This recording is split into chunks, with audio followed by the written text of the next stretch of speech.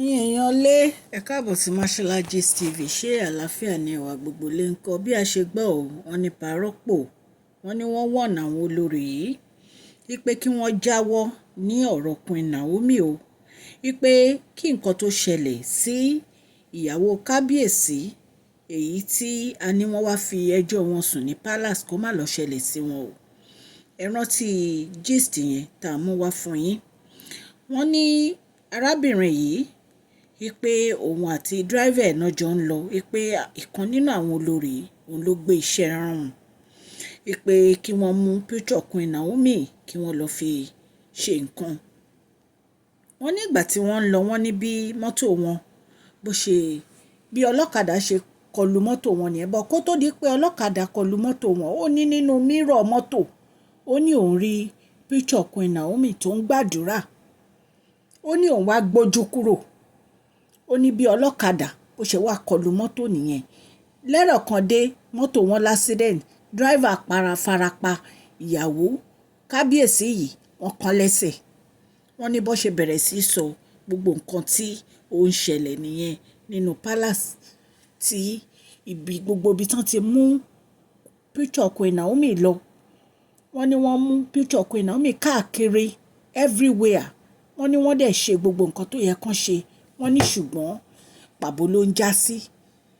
Ropo jáde bí a ṣe gbọ́ o, wọ́n ń wọ̀nà àwọn olórí yìí wípé kí wọ́n fi Queen Naomi sílẹ̀ o, tí wọn ò bá fẹ́ rí ìbínú Ọlọ́run, wípé torí ní ìsìn wọn ti sún Queen Naomi dé ògiri.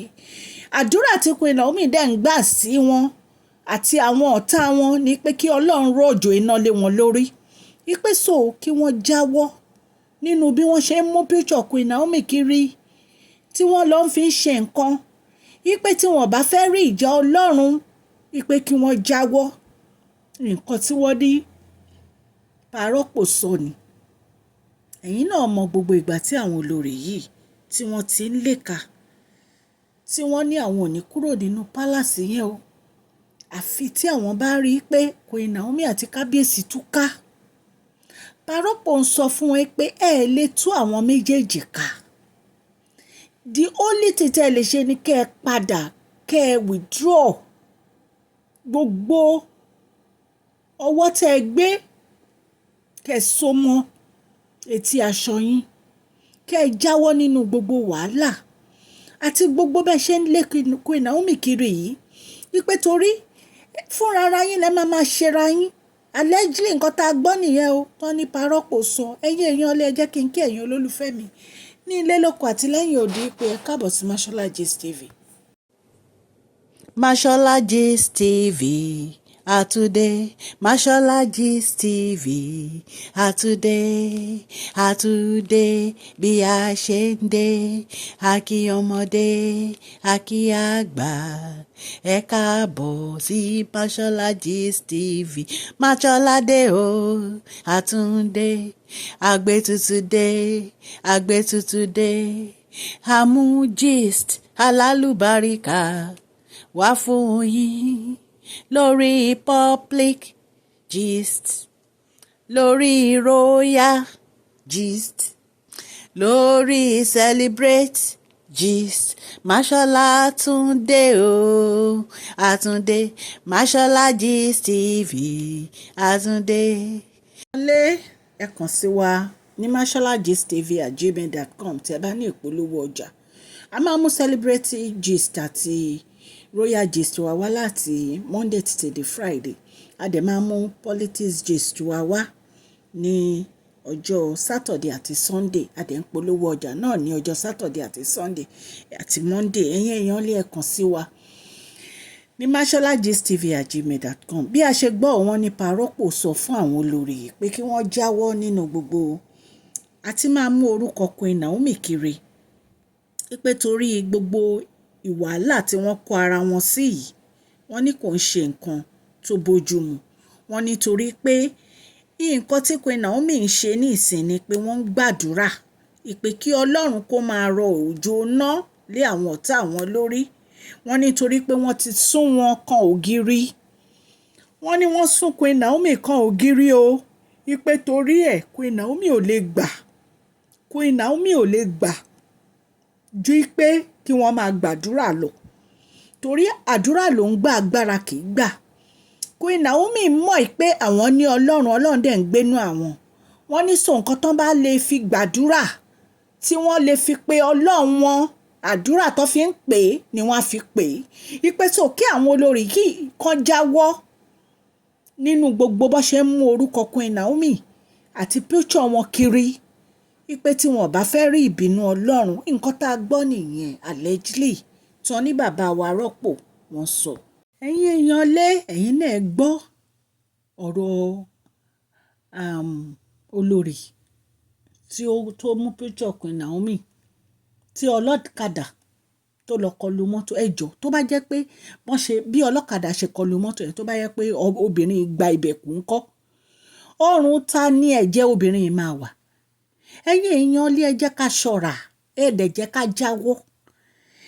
Èwo ni wàhálà gan lórí kí Queen Naomi má padà wá sínú pálásì náà lẹ ṣe mú picture kiri.